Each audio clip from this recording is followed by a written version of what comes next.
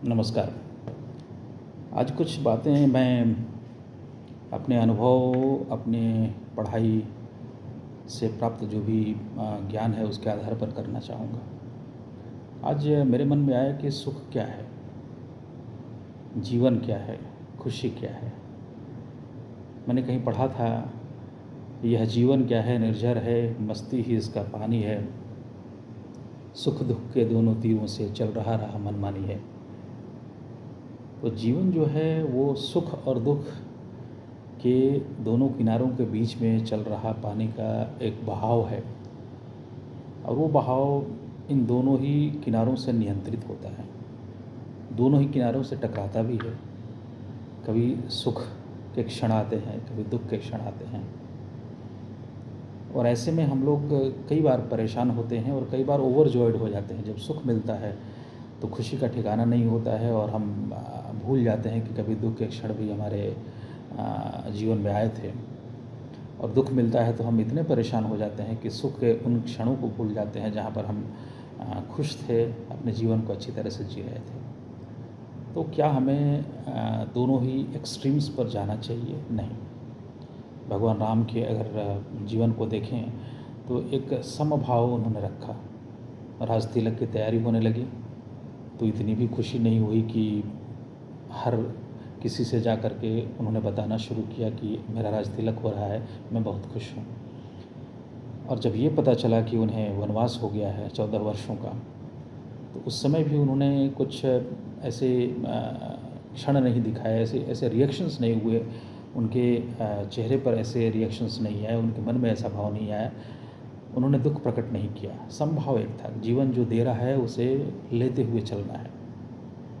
तो ये सीखने की बात है, समबुद्धि रखना, समभाव रखना जीवन में।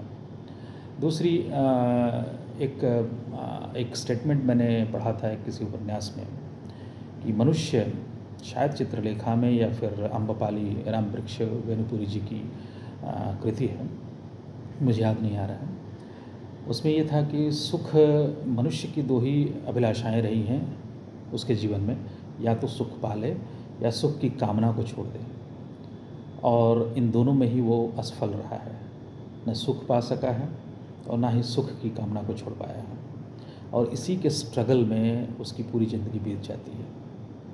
तो सुख, चरम सुख जिसको बोलते हैं, पा लेना कि वहाँ से फिर दुख की तरफ अपना लौटना न हो, और या फिर सुख की कामना को ही छोड़ दें, ये दोनों ही संभव नहीं हो पाते हैं। तो हमारा क्या कर्तव्य बनता है? हम भगवान बुद्ध के उन विचारों के साथ चलें जहाँ पर ये कहा गया है कि मध्यम मार्ग अपनाएं। वीणा के तार को इतना मत ऐंठो कि वह टूट जाए, और इतना ढीला मत रखो कि उससे आवाज़ ही ना निकले। तो जीवन को बहुत ऐंठना भी नहीं है, जीवन से बहुत कुछ स्क्वीज़ नहीं करने की कोशिश करनी है सुख पाने की कामना में, और जीवन को इतना ढीला भी नहीं छोड़ देना है कि सुख मिले ही ना, जो आ रहा है बस लेते चले जा रहे हैं। नहीं, प्रयास करना है, बिना प्रयास के कुछ नहीं मिलने वाला है। हम कहते हैं कि भाग्य में जो होगा मिलेगा, लेकिन क्या पता भाग्य में लिखा हो कि आप जो चाहोगे, जो कोशिश करोगे, जिसके लिए काम करोगे वही मिलेगा, ये हम भूल जाते हैं। तो हमें प्रयास तो करना है। गीता हमें कर्म करना सिखाती है, तो कर्म करें, पर सुख की कामना उस तरह से न करें कि सुख के पीछे ही पड़े रहें, और उसमें हमारा जो वर्तमान है, जो वर्तमान में मिलने वाले छोटे छोटे सुख हैं, छोटी छोटी खुशियाँ हैं, वही ख़त्म हो जाए, उनको हम एंजॉय न कर पाएँ, उनको हम रिलिश न कर पाएँ। एक और मैंने कहीं पढ़ा था, कैम्ब्रिज यूनिवर्सिटी के प्रोफेसर थे, उन्होंने अपने पेरेंट्स को एड्रेस करते हुए कहा था कि happiness is not proportional to increase in income. खुशी जो है वो इनकम में बढ़ोतरी होने के साथ उसी अनुपात में नहीं बढ़ती है। 100 रुपये अगर हमारी आमदनी बढ़ती है तो 100 रुपये के बराबर की खुशी बढ़ जाए, ये कोई आवश्यक नहीं है।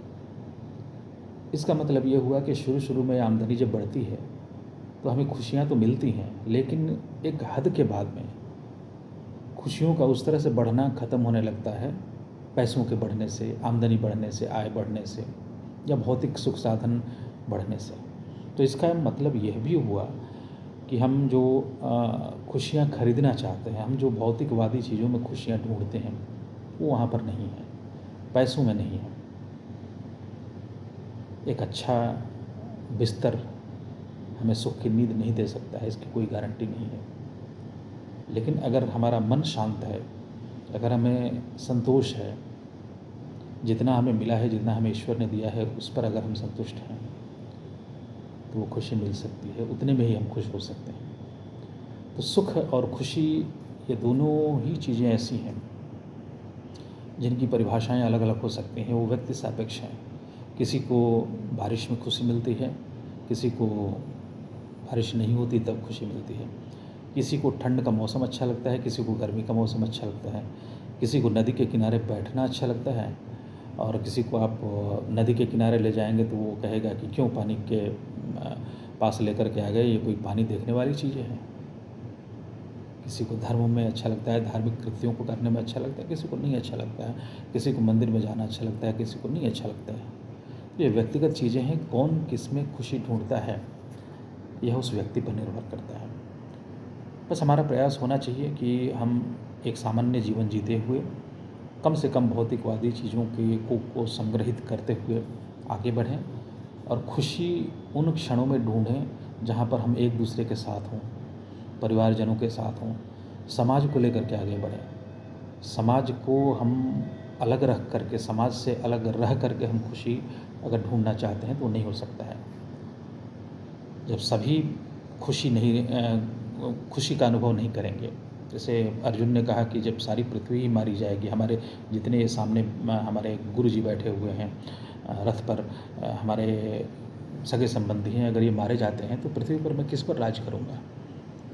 तो ये बात सोचने वाली है कि अगर पूरी पृथ्वी ही ध्वस्त हो जाए, जहाँ पर्यावरणीय मुद्दों को हम लेकर के चल रहे हैं, जहाँ पर पर्यावरण के चैलेंजेस हैं, अगर ये सारी चीज़ें होती गईं और हमारी पृथ्वी ही नहीं रही, हमारा समाज ही नहीं रहा, हमारा देश ही नहीं रहा, तो हम अकेले एकाकी जीवन नहीं जी सकते हैं। तो सुख है सबके साथ रहने में है, सुख उन छोटे छोटे क्षणों में है जहाँ पर हम एक दूसरे का साथ देते हैं, एक दूसरे की खुशियों को बांटते हैं, एक दूसरे के दुख को बांटते हैं। तो हम भौतिकवादी चीज़ों में खुशी न ढूंढें, कोशिश करें कि हमारा जीवन संतुलित हो, हम समभाव में रहें और सुख और दुख दोनों किनारों के बीच अपने जीवन को अच्छी तरह से लेकर के चलें, तो ही यह जीवन सफल हो सकता है।